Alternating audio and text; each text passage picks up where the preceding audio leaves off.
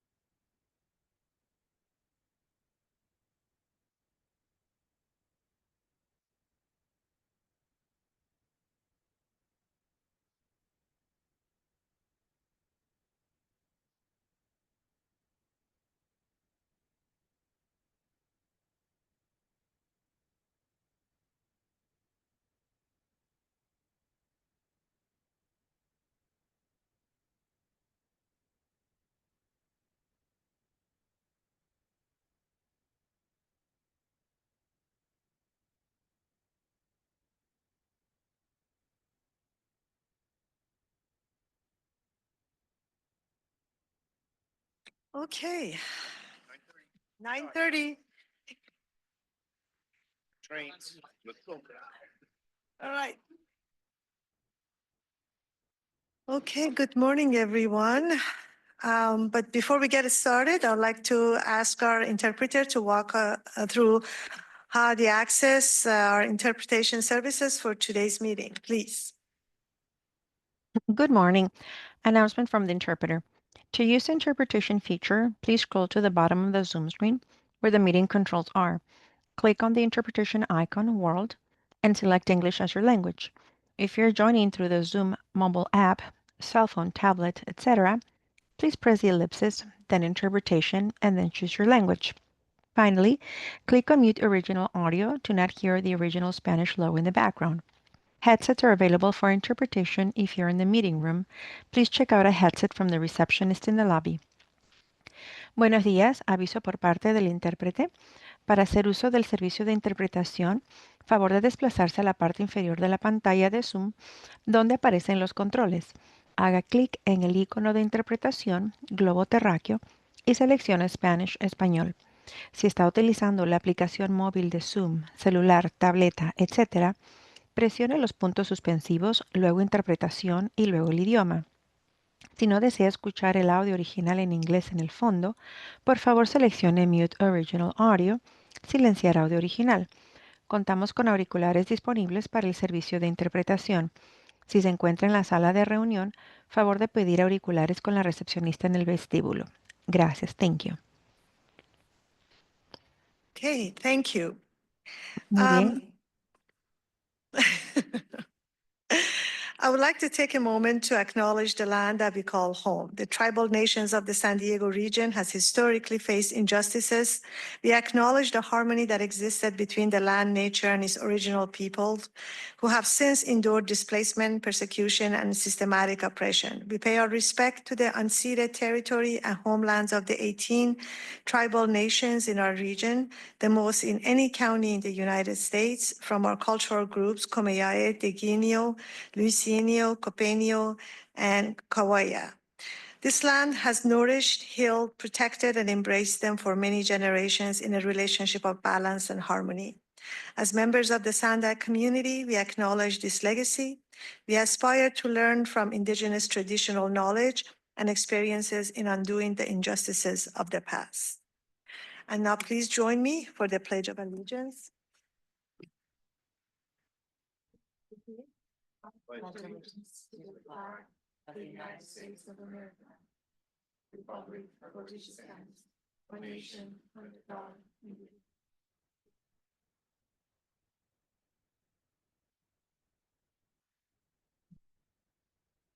And now ask the clerk to confirm that we have a quorum with a roll call for attendance, please.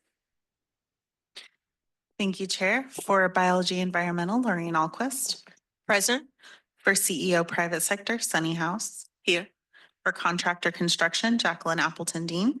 Here. For finance and budgeting, Mariam Babaki. Here. For licensed civil traffic engineer, Frank Rivera. Present. Licensed engineer is absent. And for real estate right-of-way acquisition, David Santasteven. Present. And that concludes the roll call. We do have a quorum this morning. Thank you, Madam Clerk. Okay, so welcome to the June 11th Independent Taxpayer Oversight Committee meeting. I would like to thank the staff for their effort to put this meeting together. And I really take this opportunity every time. Putting a program like this, especially such a challenging program, is a lot of work. And staff does a lot of work behind the scene. And I really want to thank them for everything that they do and for all the work that they put into this. So thank you. And I also want to introduce our new member, Mr. David Santasteven, for right-of-way and real estate. Thank you so much for joining us. And David, would you like to say a few words? Microphone. Your Green button. Okay. Okay. It's good. It is now. Now it is. Green means go? green means go. No, I'm in the land development, land brokerage business for over 40 years and selling everything, a lot of conservation land, the subdivisions and everything in between, senior care facilities. And no, I appreciate being a member of the team. Thank you. Thank you so much. Your seat has been empty for a long time. We're so happy to have you. Okay. And right now, I want to also thanks to everyone that's on the phone and web for taking the time to join us today. I want to quickly talk about how this meeting will work. We'll take in-person public comments followed by virtual comments. If you're a member of the public and in your attendance, please submit a card or submit a speaker slipper to the clerk. For the virtual, please continue to raise your virtual hands at the right time. I want to make sure that everybody knows that the public participation is possible in person and via Zoom as well. Okay, sound good? Let's get started. Are there any public comments? Thank you, Chair. We do have two public comments. Start with Purita Javier, followed by Cesar Javier.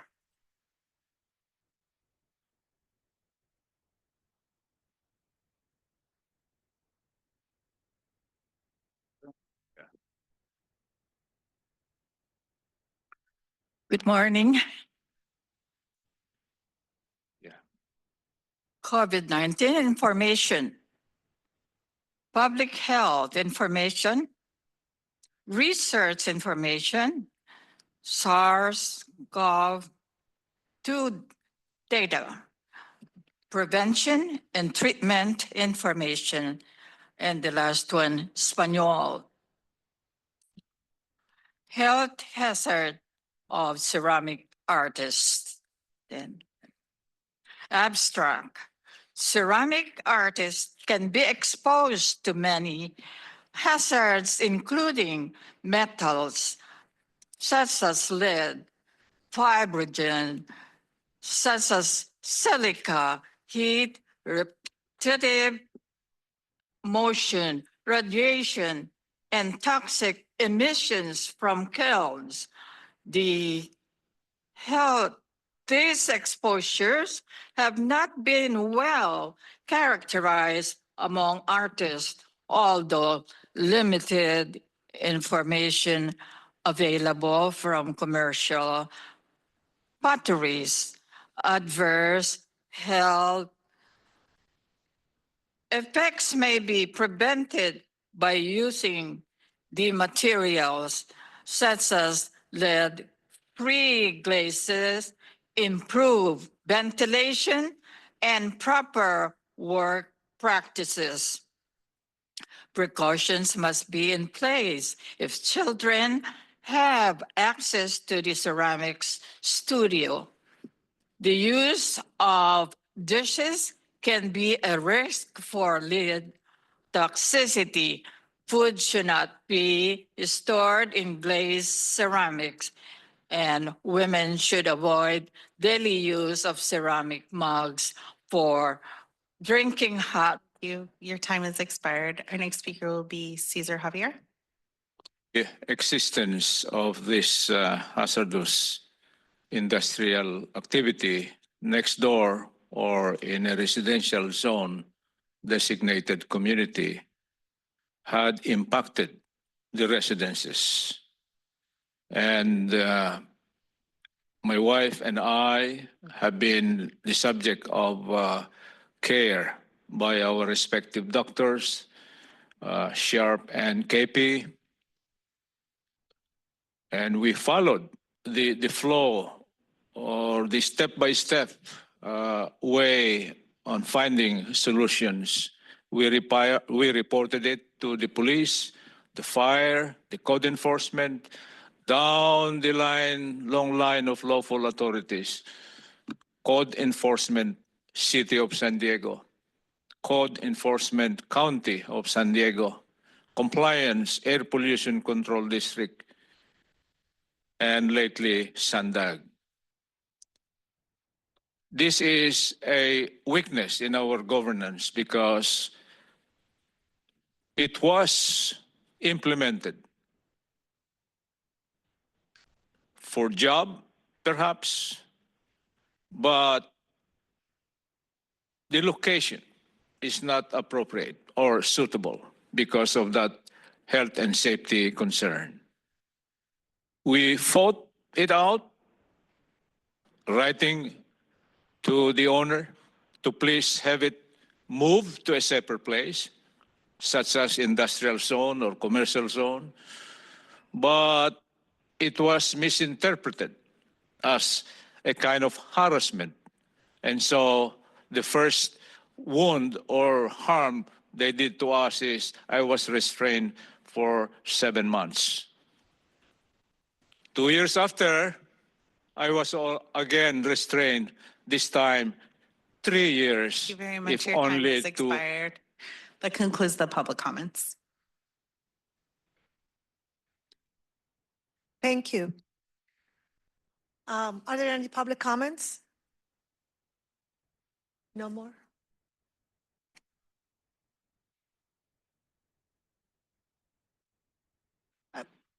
Madam Clerk, are there any more public comments? Oh, no, I'm sorry. Okay. That concludes the comments.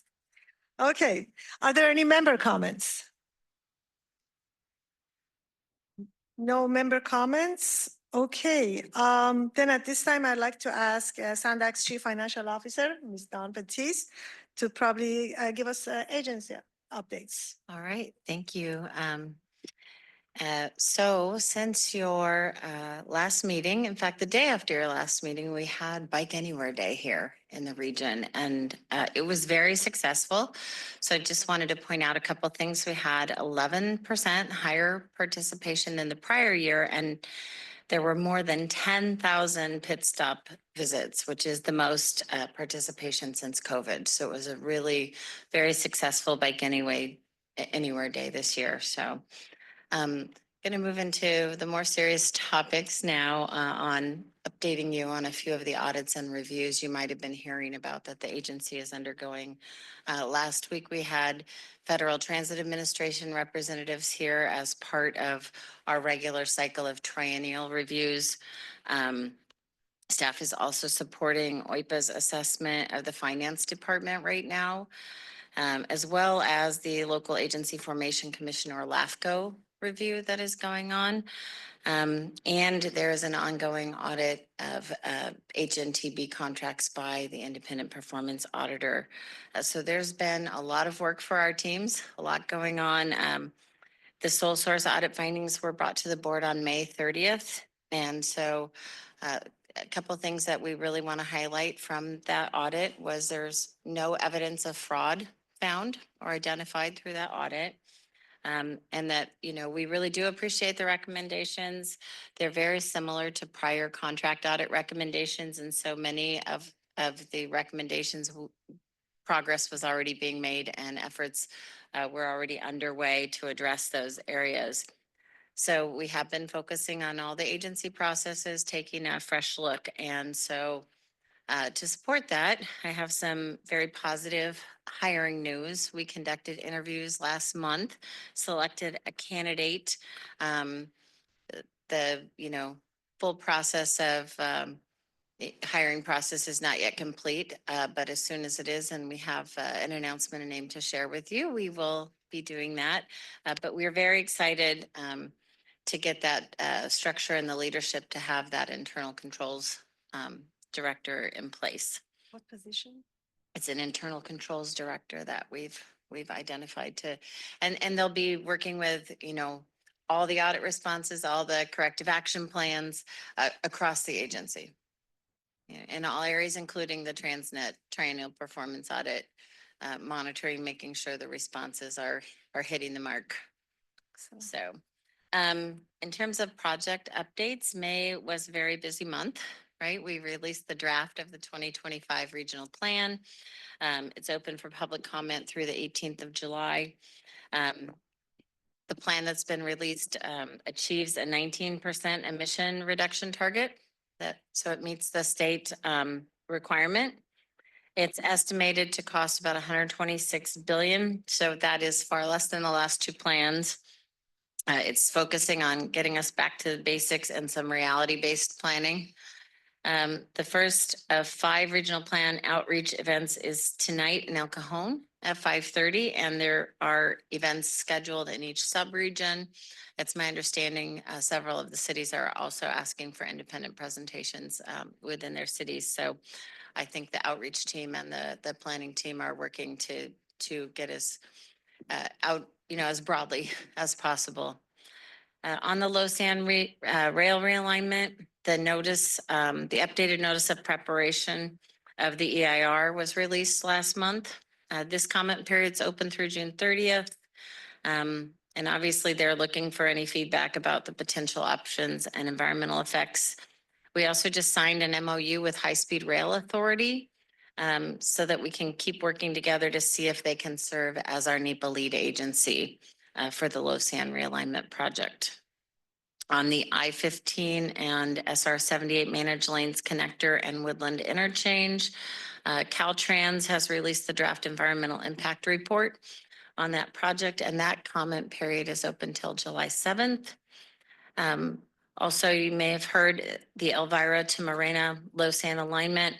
This was a double track project from a few years ago, and we were, recently notified the 28-foot high retaining wall has been moving at a little more of a rate than we anticipated. There was a little settlement and then it kept moving. So we've initiated an emergency project to stabilize the wall. We're working on 300 feet of the 2,600-foot wall. It's estimated to cost about $15.5 million. We're in the process of finalizing those contracts and working on the engineering solution. There's continuous monitoring to assure the safety of all the trains traversing that section of track. The funding for this is coming from a debt service reserve fund that was released a few years ago. It was set up originally with the 2008 bonds. So we had released that debt service reserve and we actually put it in a capital reserve. So the funding is available to address this work now.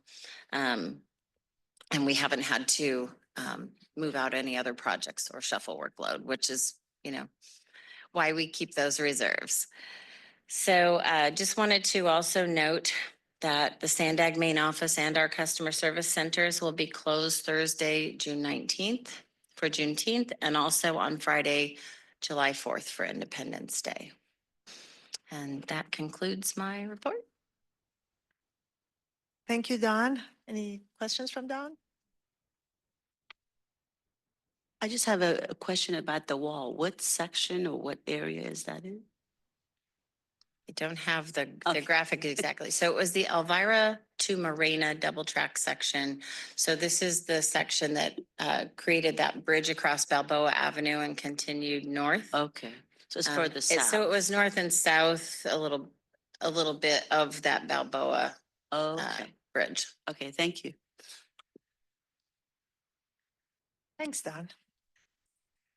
Moving on to consent agenda items, we have items number 2 and 3 that require action.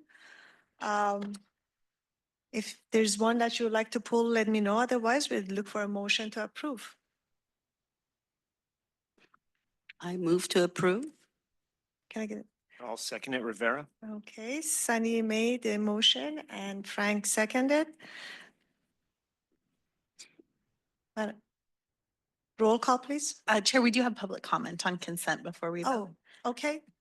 Cesar Javier.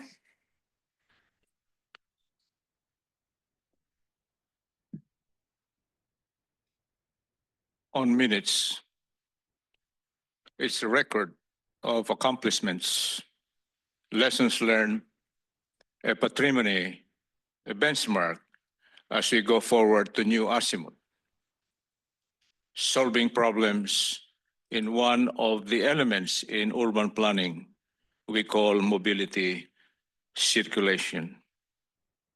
The triennial performance audit is very important to ensure that resources, labor, time, money are at its optimum moral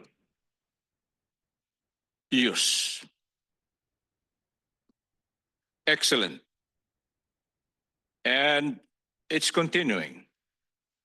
On the selection process, yes, we ought to select periodically, if need be, to ensure that the agency, the lead agency, chair and vice chair are the true public servant. We are just happy as first timer in this meeting that we see the importance of piloting.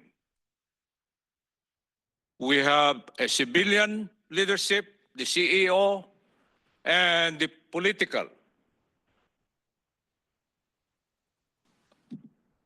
spouse, if I might say it, or partnership.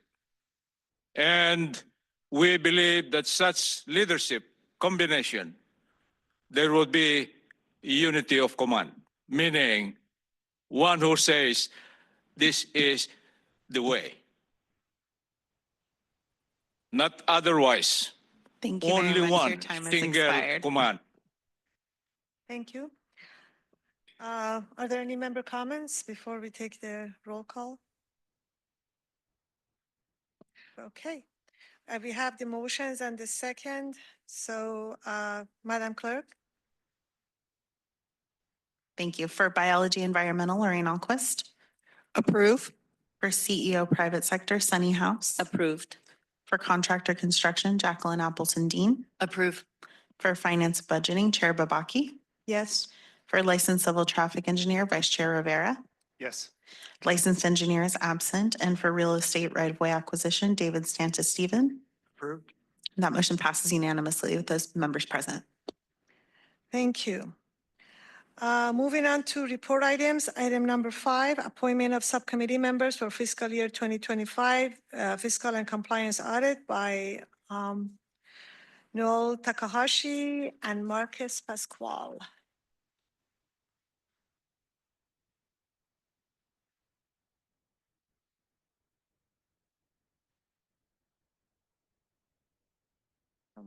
Good morning. Can you hear me okay?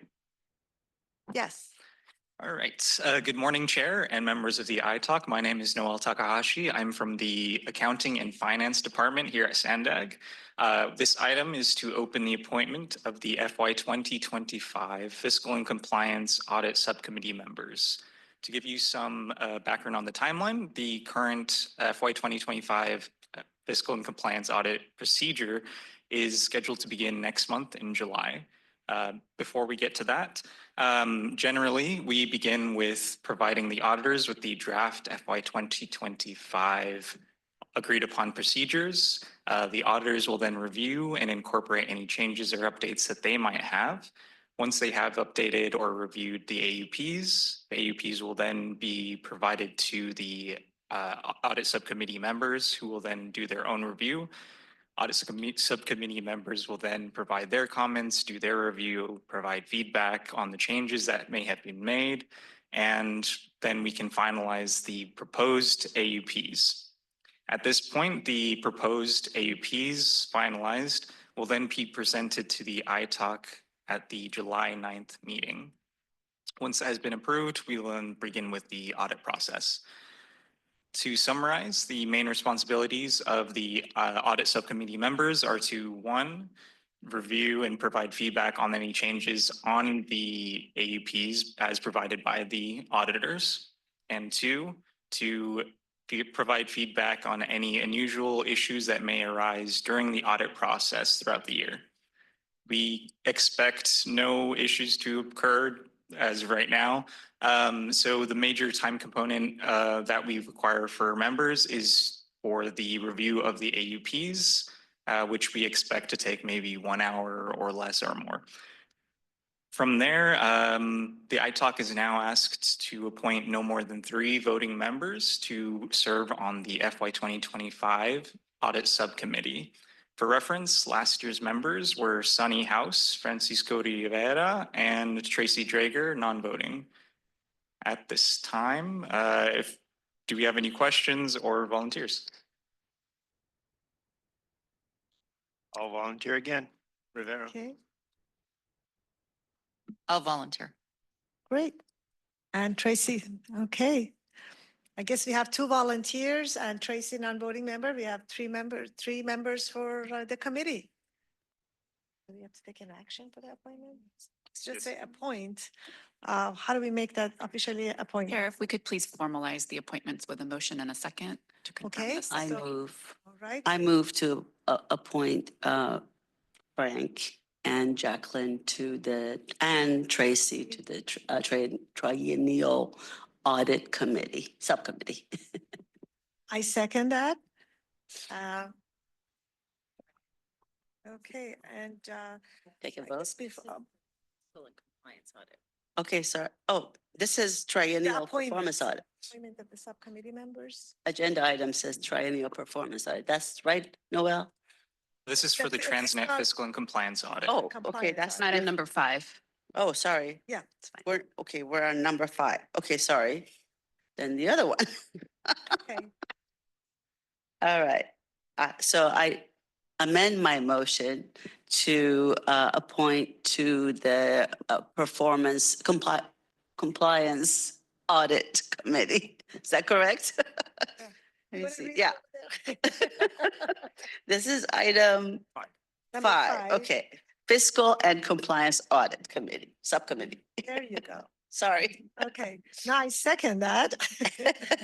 Do we need to take public comments?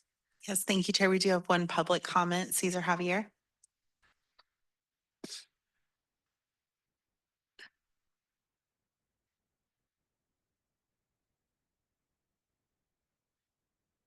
Selection is a critical aspect in putting up that leadership to a particular enterprise like what the ITALK. We have seen in the lineup here, members, we have technical people, engineers, economists. We didn't see lawyers here. We didn't see some other parts of the performing team, which are essential to ensure that every bit of resources are put into its optimum use. Leadership. We have to consider the 5 dimensions in every human member. We have the physical, intellectual, the moral aspect, which is the weakness, the political virus in the political aspect of delivering public good. We have also the psychological level that we must have to possess, especially now that we have a crunch of this economic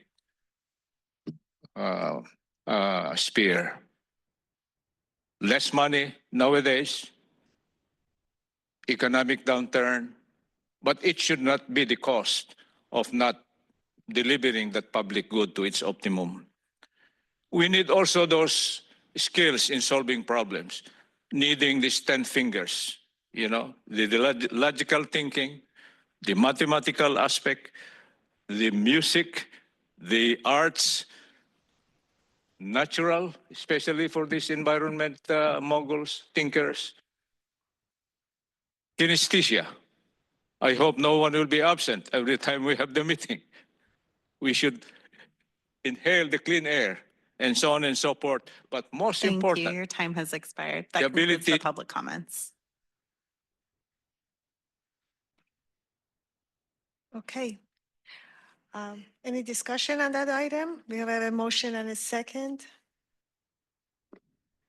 No question? Sorry. Go ahead. Okay, Go ahead, thank Madam you. Clerk, please. For Biology Environmental, Lorraine Alquist. Approve. For CEO Private Sector, Sunny House. Approved. For Contractor Construction, Jacqueline Appleton Dean. Approve. For Finance and Budgeting, Chair Babaki. Yes. For Licensed Civil Traffic Engineer, Vice Chair Rivera. Approve. Licensed Engineer is absent. And for Real Estate Right-of-Way Acquisition, David Santos-Steven. Approve. That motion passes unanimously with those members present. Thank you.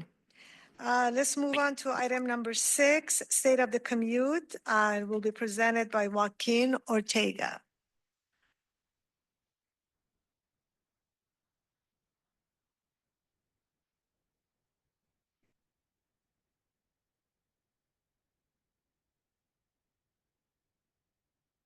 Good morning, iTalk Chair, Vice Chair, and committee members. My name is Grace Mino. I'm your Senior Director of Data Science and Business Information and Technology Services. I am very pleased to introduce my colleague Joaquin Ortega, who is a Senior Researcher Modeler here at SANDAG, and he is going to go over the results of our 2024 State of the Commute.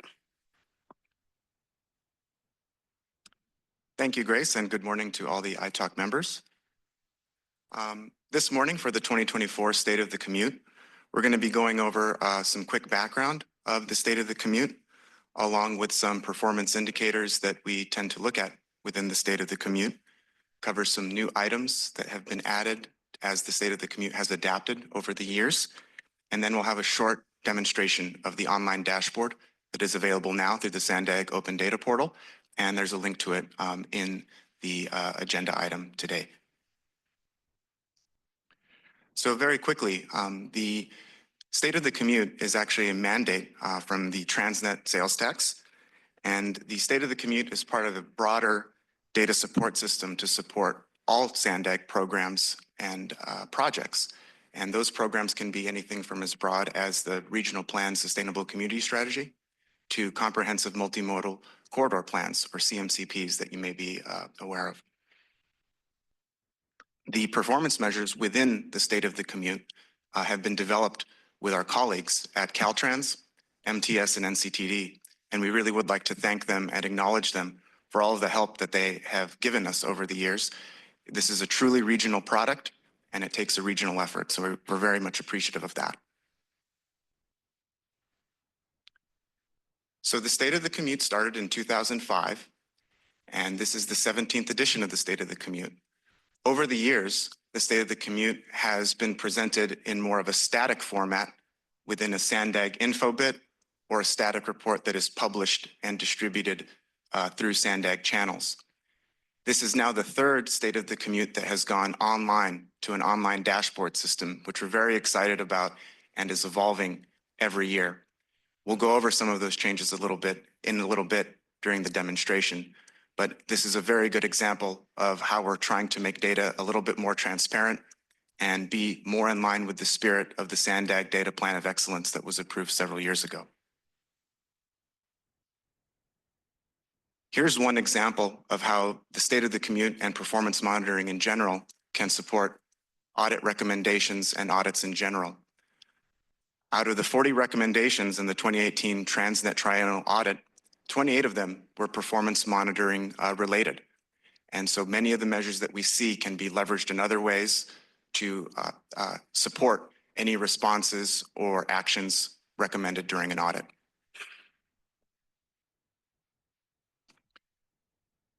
Here's a brief look at the progress that we've made along some of these recommendations from audits, along with where we think we're going to be going next year for additional data and fidelity in the state of the commute. So in 2020, during the pandemic, all performance monitoring was brought under the Applied Research Group. And in 2023, one highlight there was the Regional Safety Dashboard, which has also been modified this year, I believe, with the High Impact Network and other efforts done through our planning department. The highlight of 2022 to 2024 was obtaining big data to support not only the state of the commute, but many programs here at SANDAG. We'll take a very brief look at some of that big data during the demonstration, but big data is a great complementary element to a lot of data that we've received in the state of the commute for years. So one example of that would be the Caltrans Performance Measurement System, or ADT data collected by our local jurisdictions, or infrastructure data that we work with our local jurisdictions to get data on. The benefit of that is that data is public and always available. One trade-off with big data is that due to the agreements that we have with some of the vendors, when those agreements expire or we might need to go and advertise for a new contract for that big data, there might be requirements with that data where we may no longer have access to it or be able to present it to the public, but that would be on a specific basis with big data, but we are trying to keep that in mind. This year, later on in the fall, we're going to be introducing our new transit ridership dashboard, which is part of new transit ridership hardware and software that has been implemented in the last year. This was mentioned in last year's State of the Commute, and we're very excited to make that dashboard live sometime late this summer or in the early fall. Moving into next year and the year after, we are going to be advertising for a new big data contract. So we will be meeting with not only other divisions here at SANDAG, but also our colleagues and stakeholders through programs maybe like the Mobility Working Group or other boards and committees to make sure that those needs are properly accounted for in any future procurements of big data. Here's a quick highlight of some of the items that we've added to the State of the Commute over the years.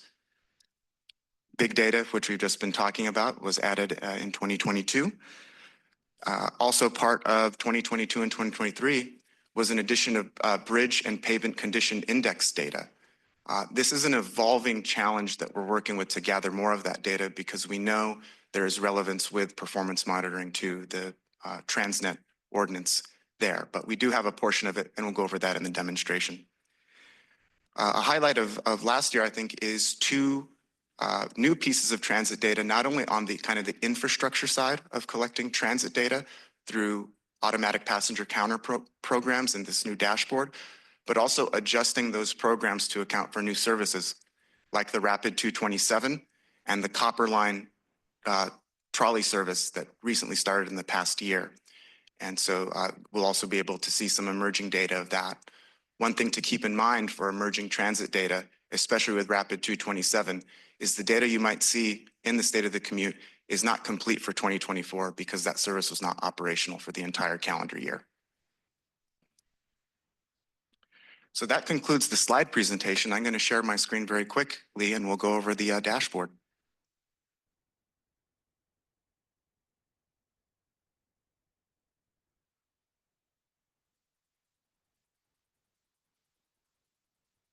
So here's how the State of the Commute website looks when you log on to it.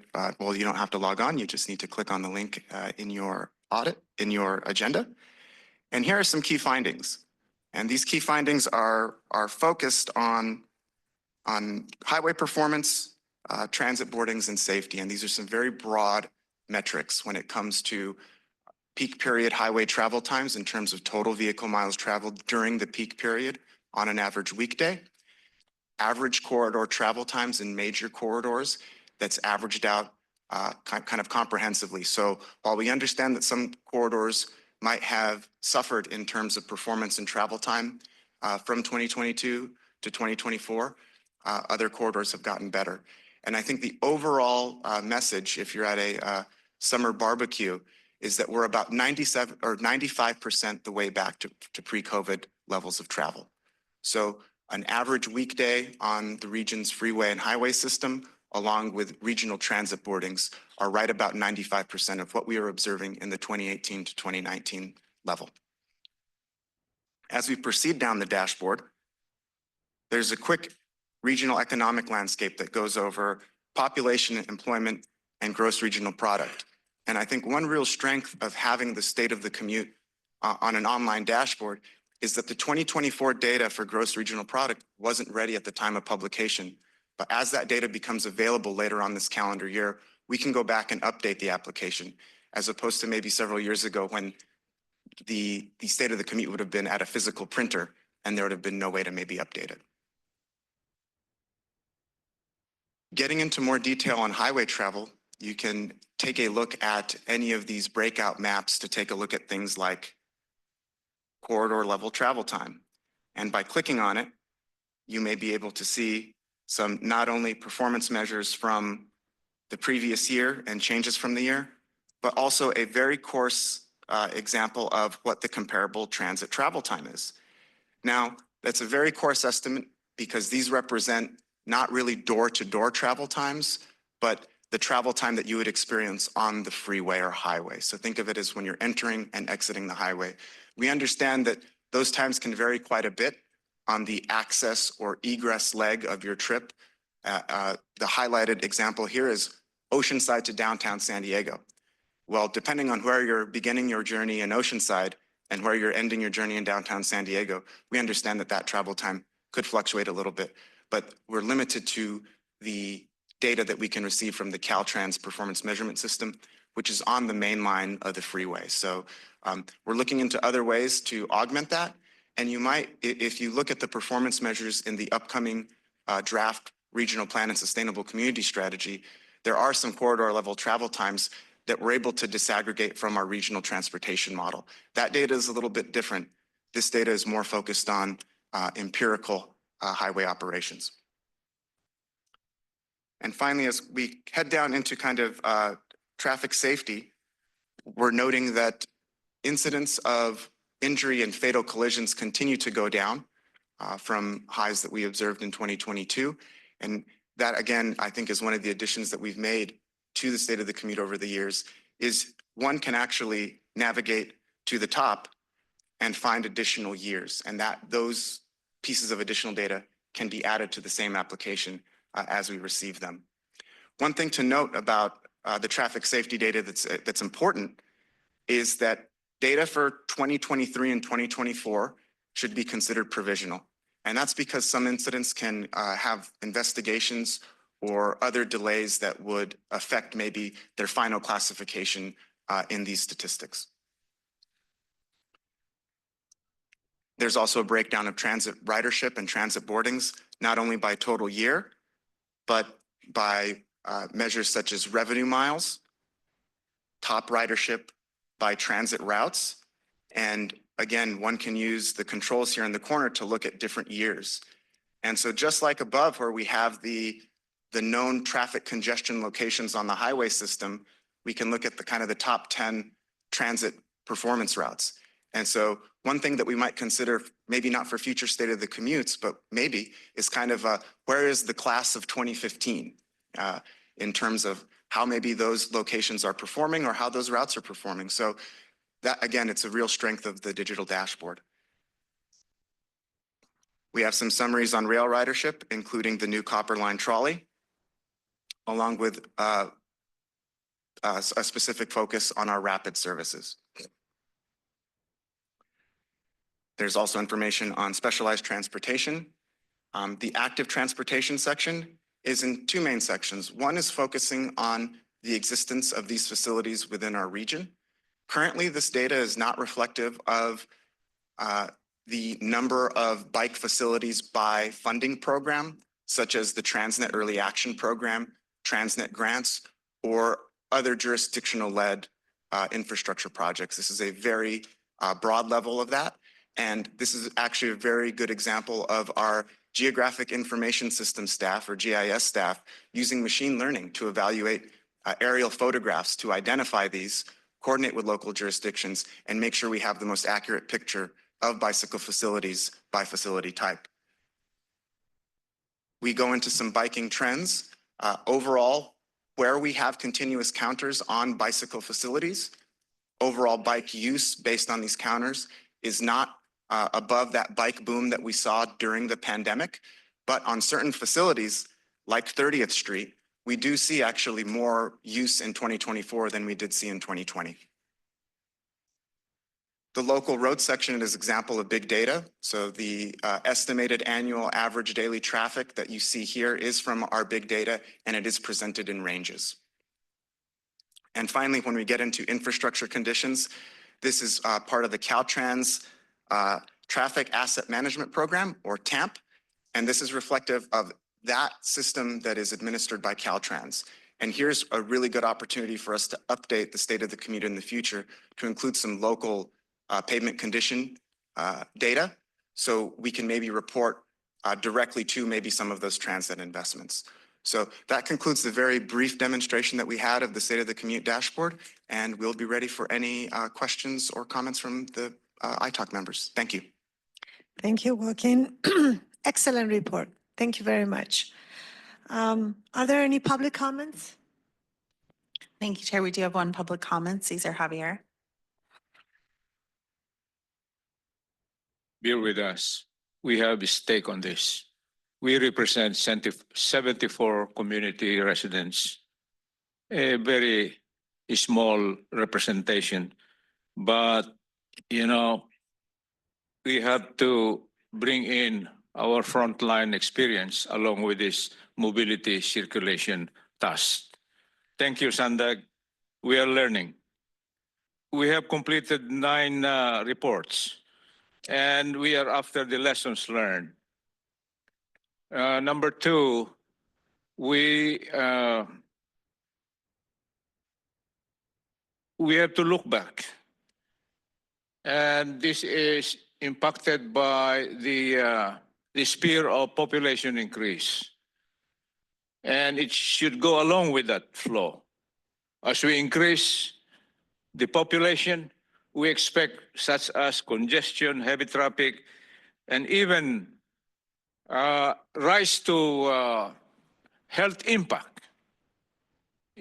The emission from this small mobility, the emission from big mobility, the emission from the industrial along these routes or circulation lines, the residences emitting pollution, including agriculture. 5 major polluters identified by the Air Pollution Control District. This has to go through such challenges. Where are these meats and substance in our presentation? We need this. We need to understand this so we know how our resources from the taxpayer's point of view are optimized for our urban development, which is centered primarily. Thank you very much. Your time has expired. That concludes the public comments. Thank you. Are there any member comments? I've got member comments. Frank will go first and then Jacqueline. All right, thank you. No, Joaquin, thank you very much for the report. The digital dashboard is great. I do have some of the old printed hard copies, and yeah, once it's printed, that's it, doesn't change. And so the digital dashboard and the ability for it to be updated on the fly is very welcome. I do like the fact that the website is very user-friendly. Myself, I am finding that I use transit more and more, especially when I make my visits to downtown for the SANDAG meetings, attorney meetings, and even the Santa Fe train station. The transit is a lot more convenient for me. And the Prano app really, I think, made the big difference for me, that it's easy to use. So thank you for your report. Jacqueline, is that it? Okay. Jacqueline, please. Yes, I had 2 questions. Thank you for the report. It was really great. And I did take a pretty quick look at it last night, and it was easy to use. My question is, one of my questions is, we had the link provided to us, but where is the link on for the public? Is it on your front page? That link will be provided through the stories section of the SANDAG Open Data Portal. So the SANDAG Open Data Portal is available through the main SANDAG website, and we'll be looking to add kind of a more conspicuous link on the front page of that Okay. Open Data Portal. It's also on, it's linked in the report on in the agenda, on the iTalk agenda. No, I realize. I'm just wondering for the general public, okay. how would they get to this great information? Oh, yeah, just through the SANDAG's open data portal. Okay, so I'll try to do that after the meeting. Excellent. Yes, and we're going to be adding that story, I think, after the meeting there. So Okay, in order to access I'll it wait a today. little while. I just, I'm concerned about the public being able to access it. And then the other question was more specific on the bike usage. I wonder if there's, since there's been great strides in San Diego building a lot of bike ways, do we have some kind of a breakdown between if people are using it more for work, commuting type activities or pleasure? I just wonder if there's that statistic. I know it's probably a hard one to pull out, but. Yeah, it's a bit of a challenge to pull from what we would call the course empirical data, but there's other ways to maybe look at that in terms of our household travel surveys and other survey methods where we could maybe take a look at that. And so it is a very challenging metric to find that difference. And the same thing would go with the performance measurement on the highways. So, if I'm out on a cruise on the weekend, I might still be hitting those counters and being counted as a vehicle on the road. And so, but it's something that we can follow up and provide more information in the future on. Yeah, because we don't have, we use like our peak periods. We're just assuming all those folks are commuting to work. Maybe not, but that's what we kind of assume, correct? So I don't know if we had that same type of thing for bikes. Anyways, it might not be in the state of commute. So anyways, but thanks for the answer. You're welcome. Oh, go ahead. Thank you for the report. I think the dashboard is great as well. So I do have a question about the traffic safety table that you had up there. Maybe if you want to go to it. Yes. Could production maybe help me with that? I left the meeting, unfortunately, on my laptop up here. That's okay. I can just maybe explain. I see that there is a trend, a rising trend in accidents. Let's go to that. Yeah. A little bit further down. Yeah. Keep going. Right there. Is it here? This one? Yes. Okay. Thank you. So the injury accident, well, not the severe ones, but they are rising. So my question is, what do you do with this information? I know that SANDAG has a safety initiative and you're working on that. But what type of actions or dialogue or conversation is happening and with what agencies to do something, to take some proactive actions? Are there any follow-up when you have this type of data? The data itself is supporting the SANDAG Vision Zero Action Plan, along with a lot of our jurisdictions that have adopted plans for Vision Zero. So I think one of those things is it's more kind of on a more detailed level within those efforts where this data is going to be looked at. And when specific projects are implemented in specific areas, that's where maybe having additional safety data would be important. One emerging piece of data that we are seeing from these big data providers that we're going to investigate more and see if if the data is useful, and two, if we can use it, is close calls. So in the same way that a lot of this telemetry is gathered, all of our telephones that we carry with us pretty often have an accelerometer in them. So if you maybe slam on your brakes, that might go into that big data system as a possible close call.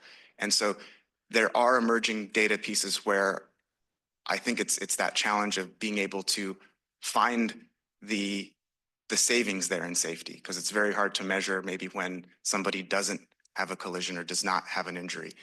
But we can, if there's a specific program or project in mind that you have, we can follow up with you and get you the information that you need. Also, I want to add that this is part of another dashboard that's in our open data portal where it gives you more in-depth information. It's under the Vision Zero dashboard. And it's more detailed information on traffic safety. We have bicycle collisions and also pedestrians. And so this is just an overview since it's region-wide, Yes. but it narrows it down in the traffic safety dashboard where you can look at it within jurisdictions and then even more detailed information. So this data is multiple jurisdictions. It's not just freeways or highways. Is It's that Twitter's data, so it's mostly from California Highway Patrol, so it's mostly highways. correct? Okay. Yeah. Okay, so if it is mostly highways, then Caltrans is kind of the, Well, Caltrans has their own separate safety Yeah, data, the and we're process. working closely with them to see Okay. if we can obtain that information as well. so that does not include the Caltrans data.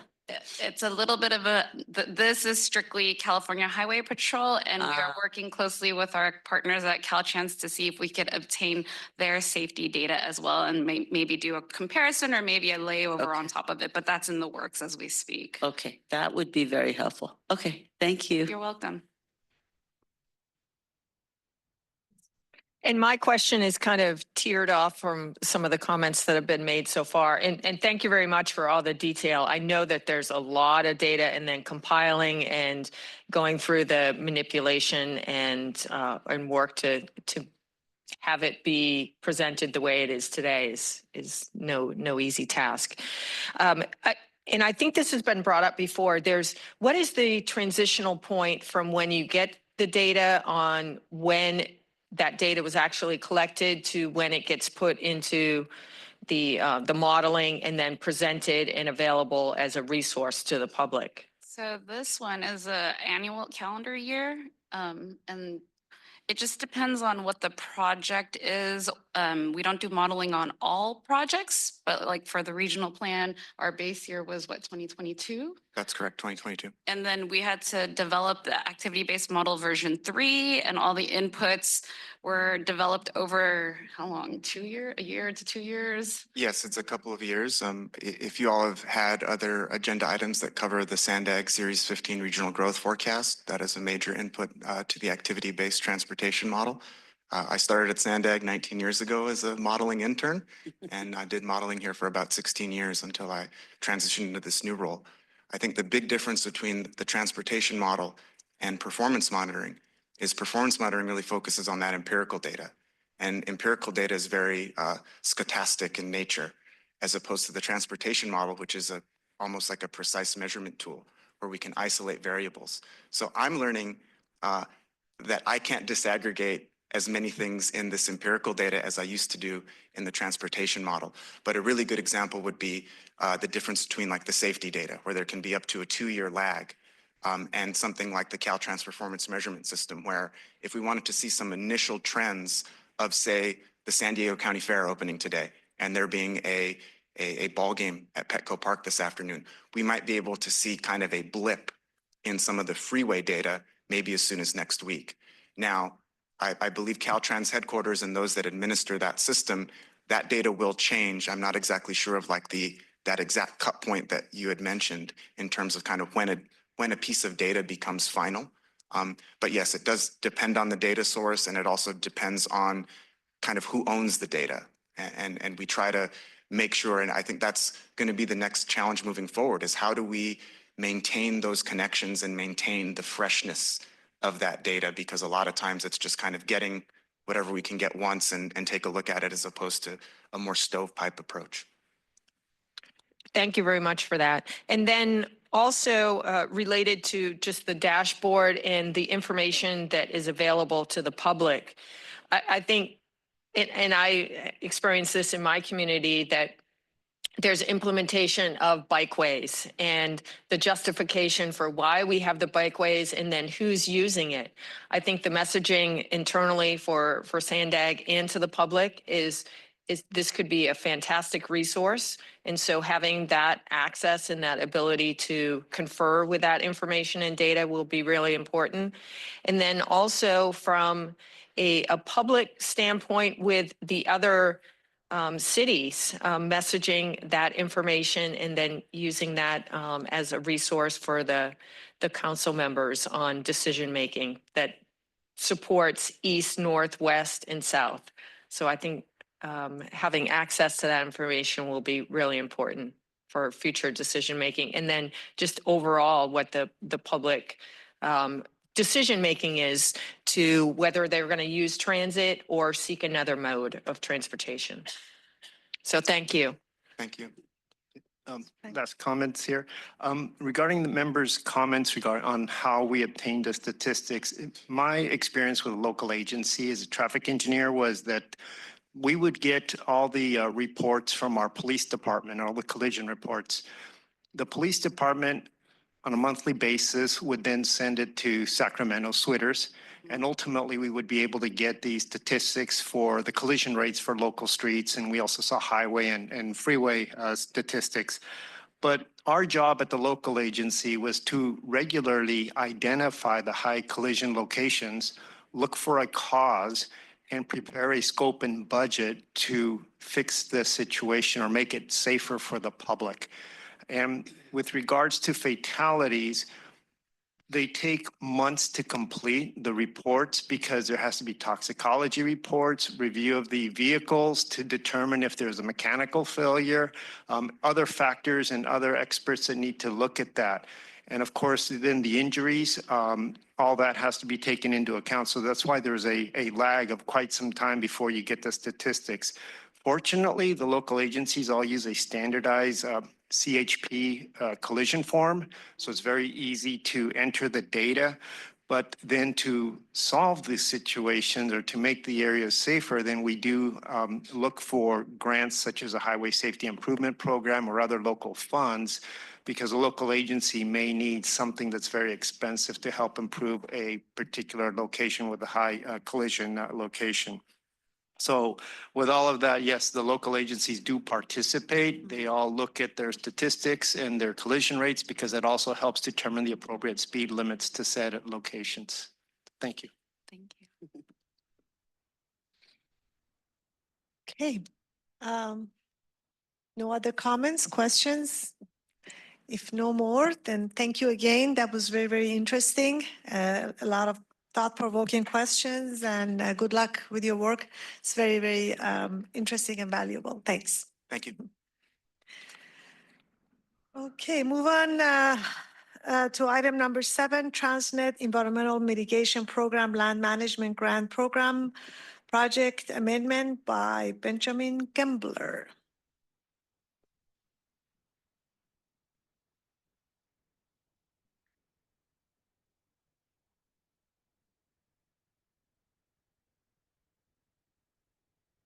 Good morning, Chair and members of the ITAC.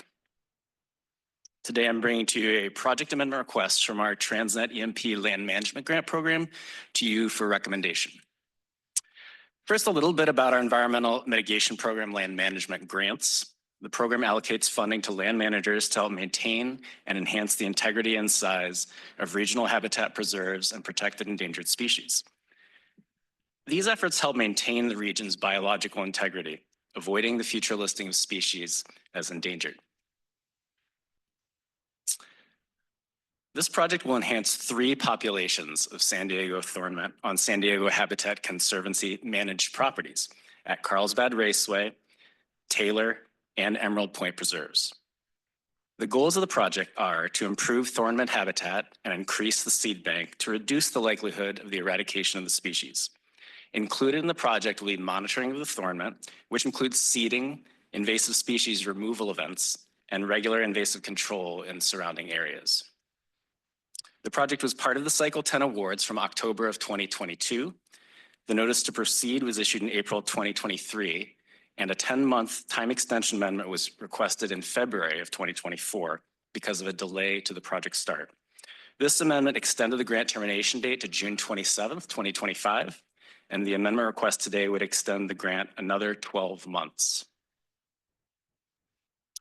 Now, the project was awarded nearly $80,000, and to date, the grantee has expended 55% of its funds, with 45% remaining.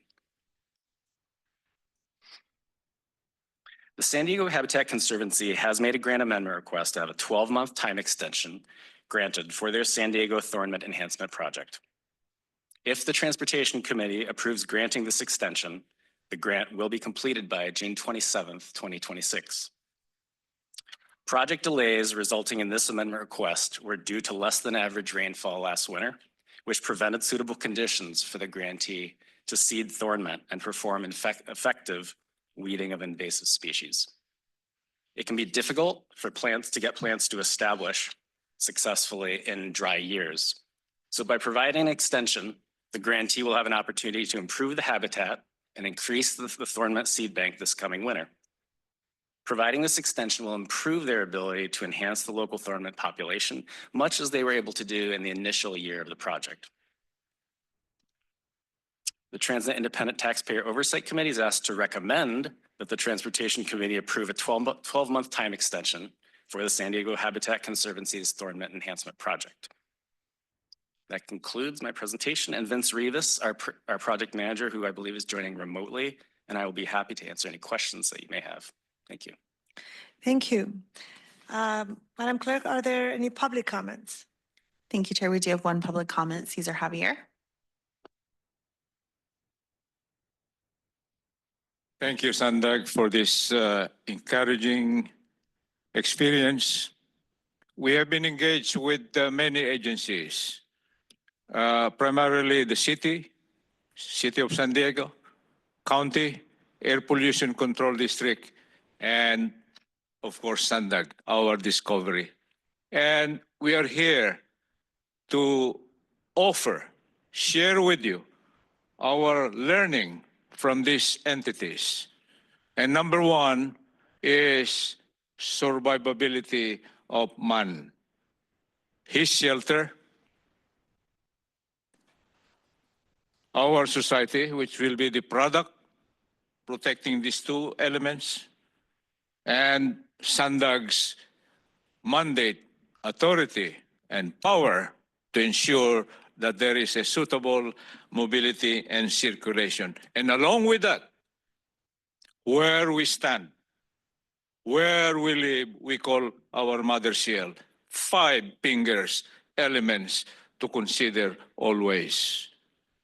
First thing that we would like to inform you, air pollution control district must be represented in this board or commission or council.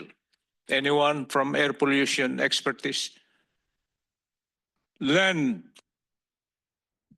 Anyone on land management, agriculture, water, soap water, salt water? The expertise. We need it because that is the foundation of circulation and mobility. We have been planning extensively on land, horizontal. We haven't tapped the mighty Pacific Ocean, the mighty underneath, vertical, and the mighty expansion outward. Thank you. Your time has expired. That concludes the public commenters. Are there any member comments? Ms. Lorraine. In regards to the extension, can you provide a little bit more detail as to what is going to take place for that 12-month extension? I think I might defer to Vince Rivas if he's available online. He's the project manager for that. I can give some general outlines, just saying that there will be, like I said, additional seed banking and seeding of the thornment in this following winter, and there'll also be invasive species control there. And I think I see Vince out in the field. Hi, Vince. Hi, everyone. Can you hear me? Okay. Yes. Yeah. Sorry I couldn't attend in person, but I obviously have a lot of habitat to manage. So thank you again for this opportunity to speak. Benjamin, thank you so much for the great presentation. You delivered it very concisely and straightforward. So yeah, to answer your question though, originally we were anticipating more normal rainfall this past winter, and we did not receive very much. So therefore, with the advice of our biological consultants, we were advised not to seed just because we were expecting reduced viability in the precious seed that we have collected. And as Benjamin mentioned, there was not really much of a need for the weed control efforts. But that being said, regardless of the rainfall that we get this year, we will anticipate to do artificial rainfall if necessary so that we can continue to add to this the seed bank that is on each of the 3 sites that Benjamin presented there. So yeah, it's just essentially a repeat of what we did the first year. So seeding on each of the 3 sites and then utilizing the grant funds to employ contractors for focused weed removal around those populations. Thank you very much, and appreciate you taking the time while you're in the field to address my question.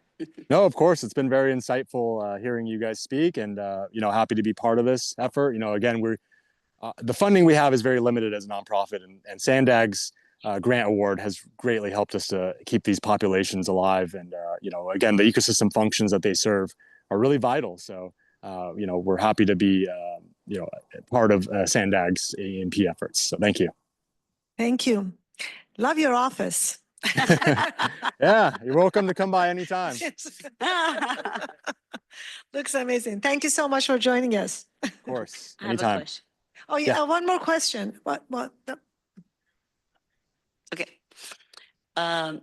So you touched briefly on it, but really, what is a thorn mint and why is it important? I think if I were a member of the public and I see $2.4 million of SANDAG monies going there, I would love to know what the benefit is and why should we preserve it. So on behalf of the public, I'm asking, and I'm an engineer, so I have no idea what a thorn is. No, it's a wonderful question. It's a fair question, right? Like, why are we investing so much money in this small little plant? As most of us know, biodiversity is real, or as most of us should know, San Diego County is one of the most biodiverse regions in the country, and especially in our urbanized areas. We're losing out on a lot of the biodiversity that we have. And the San Diego thorn mint has been categorized as a highly threatened species, by the California Rare Plant Ranking Society. And, as part of the intricate food web that all of our plants participate in, there are certain pollinator and insect species that rely on this particular plant that they've evolved, over thousands of generations to feed on this one plant. And so although it might just seem like a benign little annual plant that may, it's okay if it disappears, it really serves a crucial function for the food web. And so, we have very limited populations, so it's crucial that we maintain it because the ecosystem functions that it provides could be lost. And again, what are those ecosystem functions? Pollinator resources, erosion control in certain areas.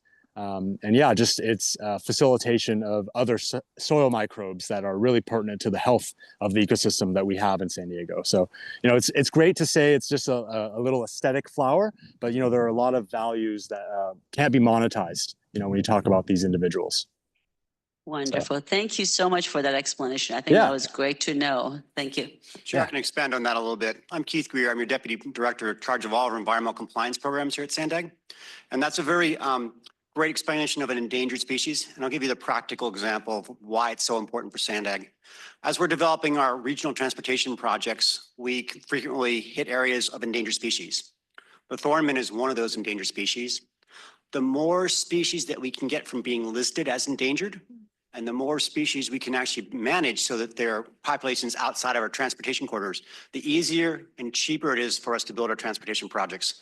So the whole program that the EMP was designed on was to buy land early and help maintain that land and manage for endangered species, so we don't have to do endangered species listing and all the consultation that's required for it in the future. Thank you. Great explanation. Thank you. I think we have 2 more questions. David, you have a question. Yeah, what month of the year do you need to determine to pull the trigger on seeding? Yeah, usually early fall. So kind of come September, we're always watching the rain forecast. And, temperature and precipitation are the 2 crucial environmental factors that we're looking at. So yeah, come September, we'll determine whether or not we're going to rely on natural rainfall or pursue artificial watering. Okay, thank you. Jacqueline, you had a question? Yeah, so just in a quick nutshell, the repercussions of not providing this extension are? In a nutshell, I assume we would be losing out on the funds that we don't use. We have our regular endowment funds that we use for the preserves, but that goes towards all the other invasive management and trespass prevention that we're doing. So these funds are solely focused on the enhancement of these populations on these preserves. So it's a unique opportunity to focus on this ancillary yet crucial task that we hope to pursue as a conservation organization. Just Thank you. to add to what Vince said, those unexpended funds would have to be returned, and that grant end date is the 27th of June. So that's one of the repercussions of not granting this extension. So, and from the SANDAG side, as you just said, loss of, turned off my mic, loss of something that's out there right now, is that an issue? So if we don't have funds to our land managers, those areas become unmanaged. It's like a pothole in a street. You have a pothole, if you can take care of it early on, you can fill it. If it comes to the point that the pothole gets so large and you're having problems, it costs a lot more money down the line. This is about fixing those potholes. In this case, it's about providing management for thornmints. So those thornmints can continue to thrive and we don't have to have major efforts in the future to maintain the population. And I do want to add, as a program manager, I want to make sure that my grantees are able to meet their deliverables and their performance measures. And so being able to extend that time for them to do the work they're doing will allow them to be more adequately able to meet those. Frank, one more question. Yes, I agree with the 12-month extension because what we're looking at is a higher viability percentage. And if the decision would have been made earlier or last year to seed, and we would have had a low viability, that's funds that are wasted, public funds. And so I think when we look at the request to grant a 12-month extension, it's for the benefit of the public and an efficient use of funds. And for us, it provides an overall better success rate for the grant itself. And I do think that the reasons why it's being asked for are legitimate. Thank you. Thank you. Any other questions? Okay, in that case, can I have a motion to recommend item number? I'll make a motion to approve the 12-month extension. I'll second it, Rivera. Okay. Lorraine making the motion and Frank seconding. Can we have roll call, please? Thank you, Chair. For Biology Environmental, Lorraine Alquist. Approve. For CEO Private Sector, Sunny House. Approved. For Contractor Construction, Jacqueline Appleton Dean. Approve. For Finance Budgeting, Chair Babaki. Yes. For Licensed Civil Traffic Engineer, Vice Chair Rivera. Approve. Approve. Did you hear it? For Licensed Engineer is absent, and for Real Estate Right-of-Way Acquisition, David Santasteven. Approve. That motion passes unanimously with those members present. Thank you. Thank you. Thanks, everyone. Thank you, everybody. Thank you. Thanks for joining us. Moving on to item number 8, Regional Bikeway Program Status Update by David Cortez and Omar Atai.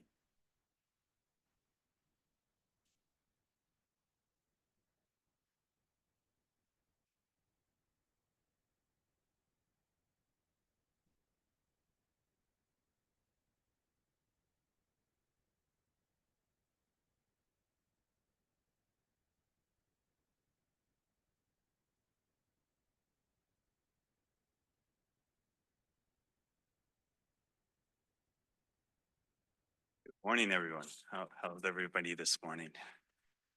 Great. Great. So my name is David Cortez. I'm the Director of Engineering and Construction here at SANDAG, and with me is Omar Ataye. He's a principal in charge of my microphone. Yes. In charge of the bikeway program. Today we're going to present a presentation on our regional bikeway program and a status update on how it's going. And so here we go. We'll cover, the history of our active transportation program.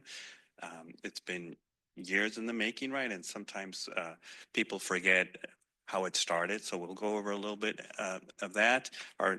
Omar is going to present the current status, where we're at, what we're doing, and we'll talk a little bit about the future of the active transportation program.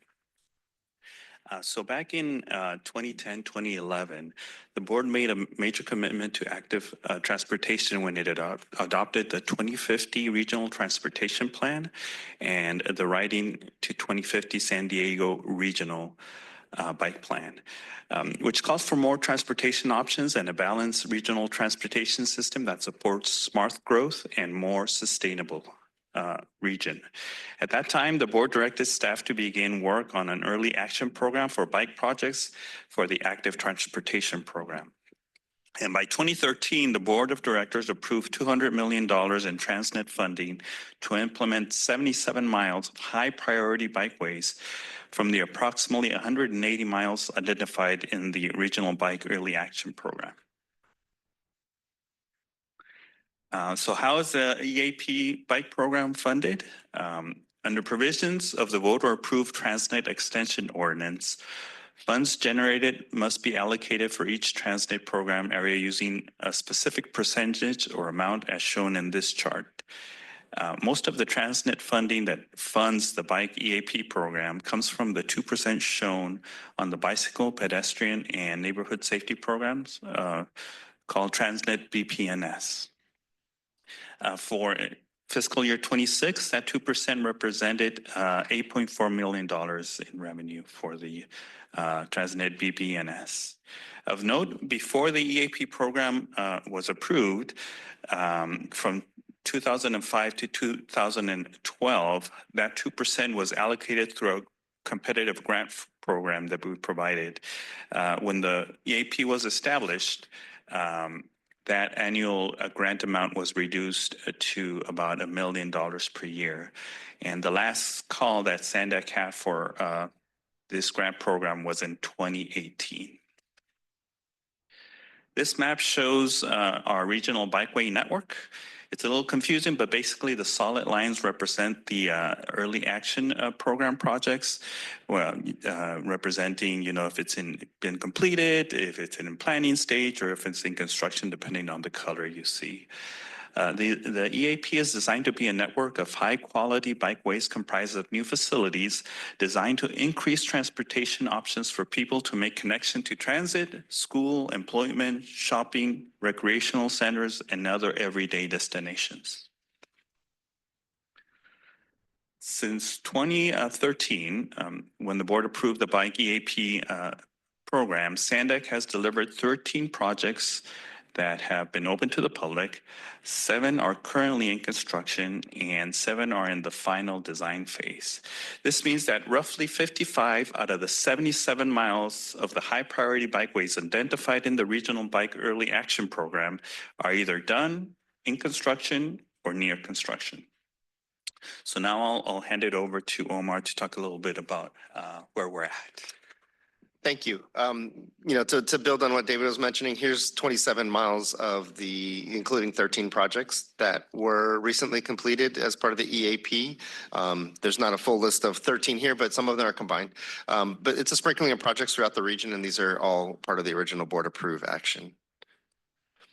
And then to further build on that, we have 18 miles that are in construction. So this map represents some of the projects that I just outlined, and those on the maps, the projects that are in orange are the completed projects. The projects that are in construction are in orange, and those are the projects that are listed to the left, the 7 projects that are in orange. The projects in yellow are projects that are coming through in design, and then blue is our planned projects for the future. What I'd like to highlight here is the connectivity. Obviously, a transportation network is only effective if it's connected and it provides, the connections to those destination points that David had mentioned. These are before and after projects of a couple projects that are in construction. So the first one is Bayshore Bikeway, Barrio Logan, Phase 1. So on the left, you see Harbor Drive. This is looking northbound in front of Naval Base San Diego. Harbor Drive is a pretty high speed. You know, when there's no traffic, it's could be up to 50 miles an hour. In the existing condition, in the before photo, you can see that you're riding in a painted bike lane, not really conducive to riding bikes. Most people wouldn't feel comfortable riding there. After our construction, you can see on the right, we modified the lane configuration and provided space for a two-way bike path and with vertical separation. So now, you know, it creates a much more conducive environment for riding a bike. You have a vertical, you have that nice safe barrier, and really it's a better place to ride. Moving to the next photos is border to Bayshore. And so on the bottom left, you'll see a picture of Bayer Boulevard, and that's near the Bayer Transit Station in the San Ysidro area. So on the left-hand side, you can see you know, an over-widened roadway without really any demarcated areas for the bike lanes.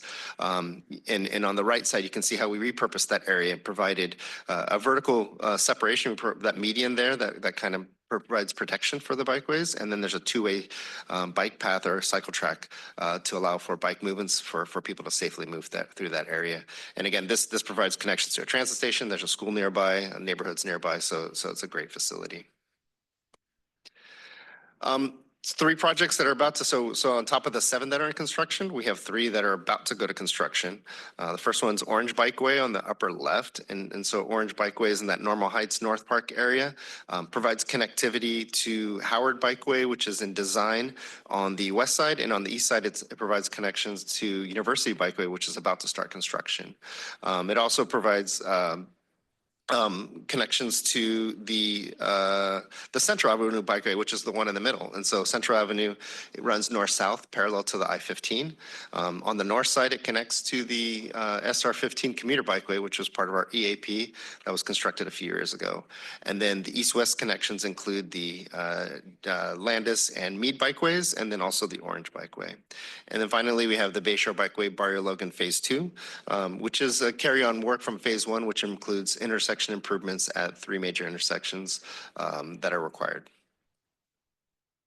I want to spend a little time on just context. A lot of people kind of say, well, why don't you, why don't you just put some shared markings and have the cyclists share the roadway? Or, people have a lot of different opinions on how these bikeways should be delivered. This is guidance from the Federal Highway Administration. It's the FHWA Bikeway Selection Guide. And I want to explain the graph to the right. So really on the bottom left, what you see is the bottom side is the speeds, and the left axis or the y-axis is the volumes or the number of vehicles per day. And the classification of the roadway really is important to the type of bikeway facility that we choose. So for example, if you look in the bottom left, you have, recommendations for a shared lane or a bike boulevard when you have, speeds that are less than 25 and less than 2,000 cars per day. And really what that equates to is like a residential street where you have, low speeds, low volumes. And in those situations, we can do something like you put some speed lumps or something to slow down cars. You can put some traffic circles to really help with deflection and maintaining those speeds. And so in that situation, most people would feel comfortable sharing a lane with a car because they're not going very fast. You're in a neighborhood. It's a low stress environment. But as the speeds pick up and moving on to the next section, as you start to get up to that 25, 30 mile an hour speeds and you're getting 5,000 or 6,000 cars per day, that no longer is a good option. And really we move to a bike lane, which is a lane that's adjacent to the travel lane. Preferably, we'd like it to be buffered. But we found that in this range, this is where people feel comfortable riding because, again, the speeds aren't terribly high. The volumes aren't really bad or high, so now people feel comfortable riding that. But what I want to point out is once you get to a certain speed, over 30 miles an hour and more than 7,000 cars per day, those two options aren't really options that people feel comfortable using. So in a situation where we have those higher speeds and higher volumes, now we're looking to have a separated path, which is completely separated from the roadway, or we put some protection like on the Barrio Logan where you have a protected bikeway. And so people, feel comfortable riding in those elements. So again, the way the roadway is used kind of helps dictate what tools we have to create a facility that people feel safe and comfortable using. And this is a case study to kind of illustrate and to build on that. So this is the Coastal Rail Trail, Rose Creek. This is part of the Mid-Coast supplements of projects. This is looking south, just south of the 52. And on the left-hand side, you'll see the Mid-Coast Corridor and the Los Angeles Corridor, Santa Fe Street's in the middle, and then you see I-5 on the right. We took bike counts in 2017, and what we found is the bikeway wasn't constructed at that point, so Santa Fe Street had 135 northbound cyclists and 159 southbound cyclists. Then we built that bike project on the right that's labeled Rose Creek Bikeway and took bike counts after the project was complete in 2022. And what we found is that 236 people use the southbound and 249 people use northbound. And then in Santa Fe Street, only 13 people use the southbound and 15 people use the northbound. And so what we saw was a 75% increase, which is fantastic. And then the other thing that to kind of tie back to the previous slide is that only 6% of the people continue to use Santa Fe Street. So when done properly, you build a bike path, you see that 95% of the people feel more comfortable using the bike path. And that's really consistent with what we've seen across the nation where there's a group of maybe 5% or so the biking population that feel comfortable riding in a roadway, and whereas the majority of people would like that separated, protected bike path where they feel safe and comfortable. So it's kind of nice to see that consistency. And then pivoting to our finances real quick here, we've been able to leverage 1.4 to 1. So for every TransNet dollar we've spent, we've been able to get either federal, state, or local leveraging funds. So on the left here, you see that about of the entire $527 million of the program, 30% we've leveraged with federal funding, 17% with state, and 12% with local funding. Finally, I pass this last slide off to David. Thank you, Omar. And I'm going to go off a script here a little bit, and it often gets me in trouble. But I just want to build it a little bit. And we often focus on bikes and bike lanes and what we're doing for bikes, but this is a complete street program, right? We often put traffic calming measures in neighborhoods to reduce the speeds of cars, make the neighborhood safer. We often, pedestrians are considered as well. We often do major upgrades to intersections for ADA compliance, for pedestrians safe crossing the street. So this is more than just a bike program, and we're very proud of what we've delivered so far. So what about the future? So the reality is that we're close to reaching our $200 million threshold that was approved by the board back in 2013, and we still have not completed our early action plan mandate. We have projects that are in some cases fully designed but underfunded for construction. We also have about 19 of the 77 miles in ERP that are in the planning phase. The projects are maybe not funded for design or construction. Not to mention the over 100 additional miles identified as Tier 2 in the early action program, right? We have a set of Tier 1 projects and we have a set of Tier 2 that wasn't considered originally. The question becomes, how do we strategically deliver these projects? Do we finish the design and shelf the project and wait for those funding opportunities? Do we partner with our local municipalities in the form of grants to construct the projects like we did from 2005 to 2012? For the projects that are in the planning phase, how do we apply our lessons learned to maximize the available funding to deliver the program? How do we prioritize the remaining projects?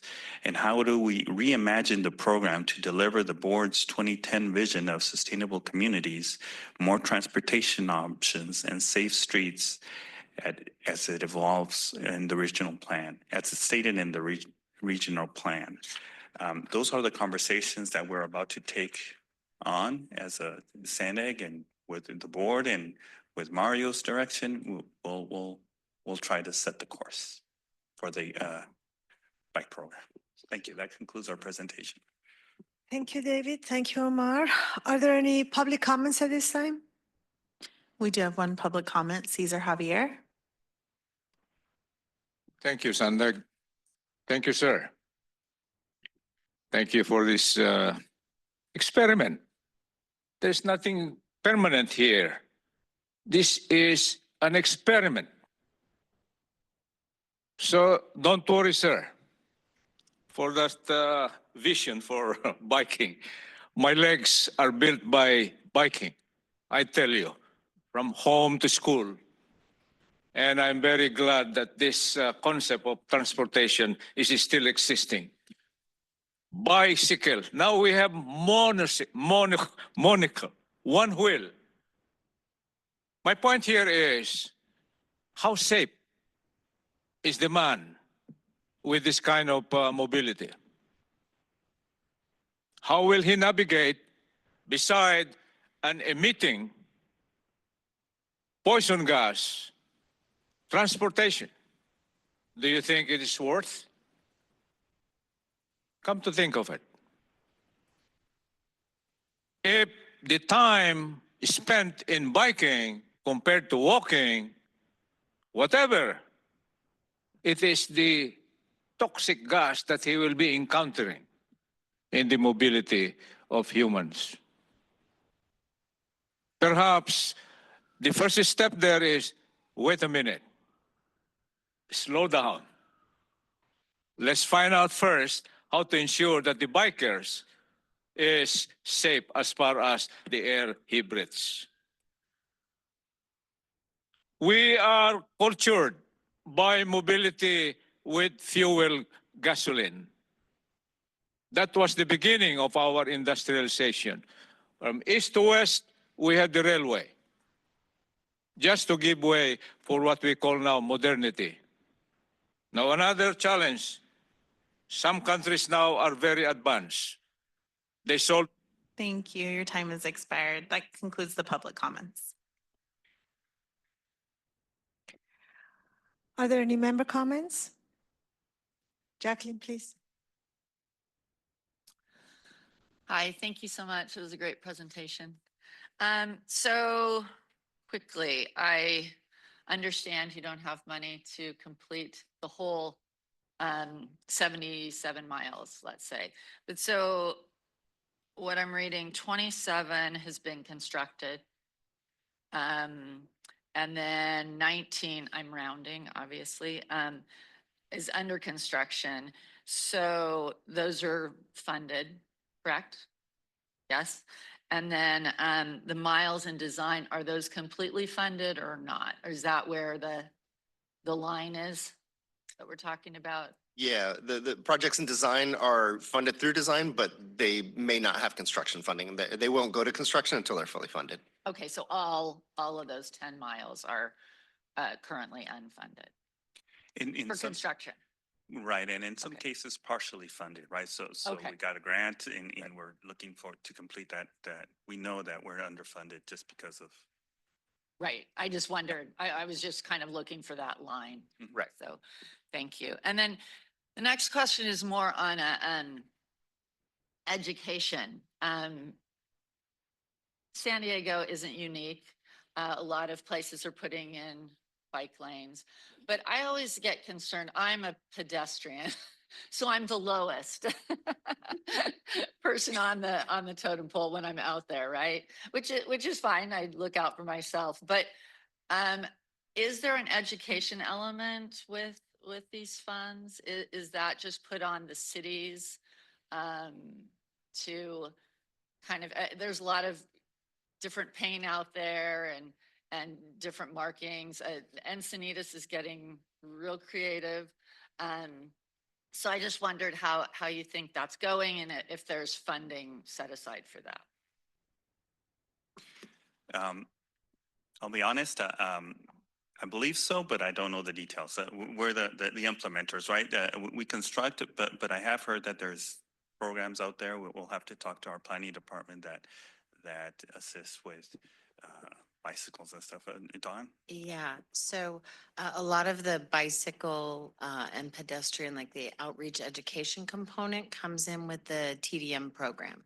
And the TDM program funds and our partners through that, as well as some of the additional grants that are let. So while it is not part of this capital program, we do some pretty robust outreach activities related to bicycle safety. Some of the partners in that will also do, what they call it, the bike rodeos, outreach at schools and other education related activities for bicyclists and pedestrians. And also some of the advocacy groups like the San Diego Bike Coalition has really ramped up their educational programs. And they go out to all the neighborhoods, especially when we saw a large rise in the bike ridership. So there's also the advocates will go out there, not part of our program, obviously. Okay, thanks. I appreciate that. And the last question is, what about the e-bikes and how are they factoring in? Yeah, the e-bikes are an interesting conversation. I think a lot of it has to do with education. We certainly want people to use the facilities safely. You know, a lot of it goes back to the vehicle code and what's required, you know, and the education that you're talking about. Ultimately, I think it's important because, you know, a lot of the facilities we're building are getting bikes out of that roadway, out of that unsafe situation and into a path where it's a safer place to ride. So I think the pent up e-bike demand, you know, lends nicely into what we're doing because now, you know, now we're creating a better space. Now they're not riding, you know, especially when you're talking about kids. And I know that's it's a hot button topic, but you know, where they're mixing on the roadway and may not be knowing all the rules of the road and whatnot. In a bike path, for example, it's a lot easier to navigate. So I think that's an opportunity for us. But and I kind of see where you're going. The education part is the rules of the road for that bike facility, right? Because I know I ride it with my 7-year-old daughter and my 13-year-old son, and you know, you try to navigate to the right so people on the left that are going faster can pass. So I see where you're going, but we design the facility to you know, to invite the all users of all abilities to our facilities. Right. Yes.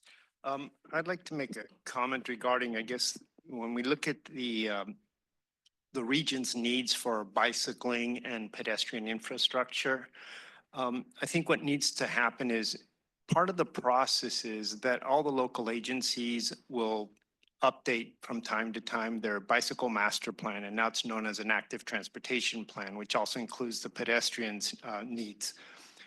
And we need to make sure that as these local agencies are updating their master plans, that they do the community outreach.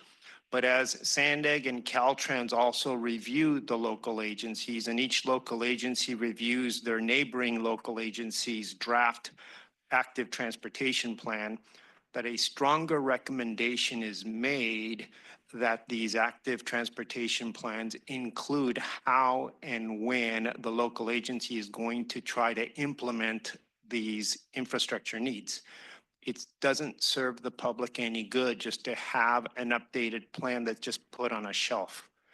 And so part of what needs to happen is if the local agency has difficulty currently in trying to prioritize and plan improvement projects to implement these deficiencies, they need to maybe come up with a way to help finance it so that it's not always just looked at SANDAG to help bail out the local agency.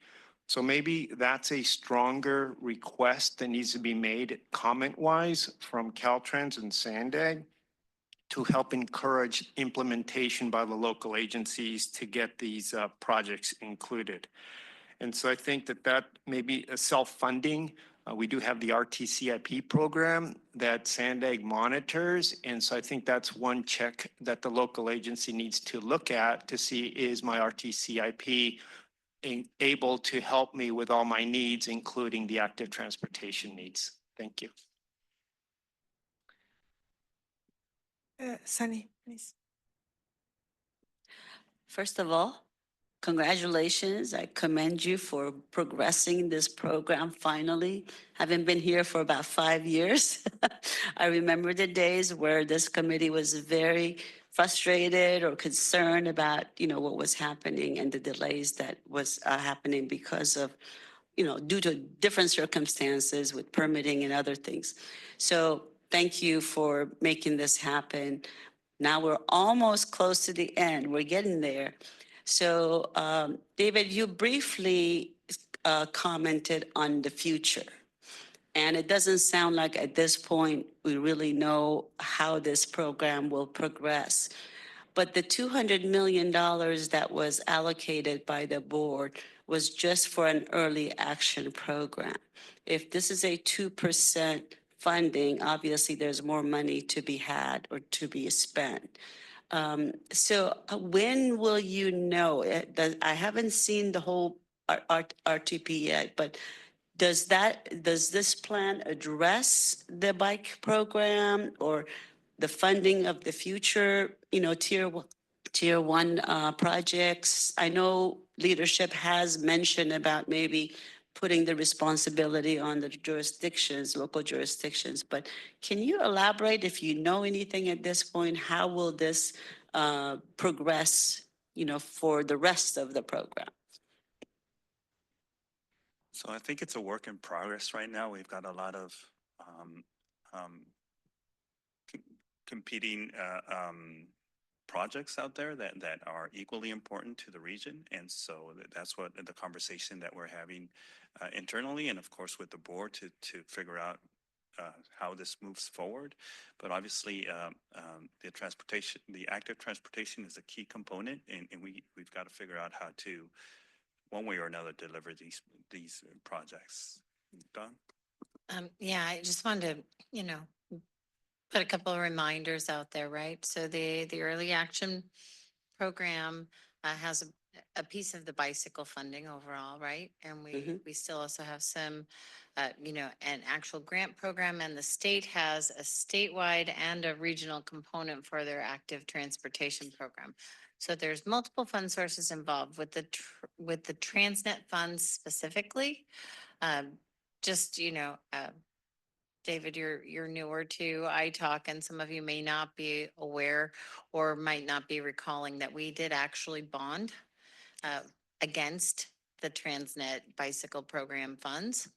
And so when we're basically done with the early action program work, or when the board says, okay, that's it for this program, and we're going to go to more grants or do something different to deliver the bicycle components, we will still need to pay that debt. And so I just want to make sure that people, are aware of that we do still have specifically a TDA pot of funds that are dedicated to the bicycle projects in the region. And we have our grant program that will continue on. So the TransNet dollars, though, I mean, very clearly 2% goes towards the bike program. Didn't say anything about early action. SANDAG chose to do an early action and bond. So until the end of TransNet, how do you allocate? How do you figure this out? You haven't spent, even with the financing, you really haven't spent the full 2%. How does that work as far as the budgeting is Well, concerned? so we monitor, so we do look at the forecast every single year, the overall TransNet forecast and the money available for the bike program. Yes. And we always have to be assured that those revenues will pay the debt, right? So we borrowed fairly close to, our limit on the debt for the bike program. And then thankfully revenues went up a little bit and gave us a little bit more room. And we were able to leverage the state program for active transportation and the regional program that we use that includes those state funds. So, we look at the plan of finance every single year to look at capacity, but the first call on the Is paying the TransNet debt. 2% is debt service. Yes.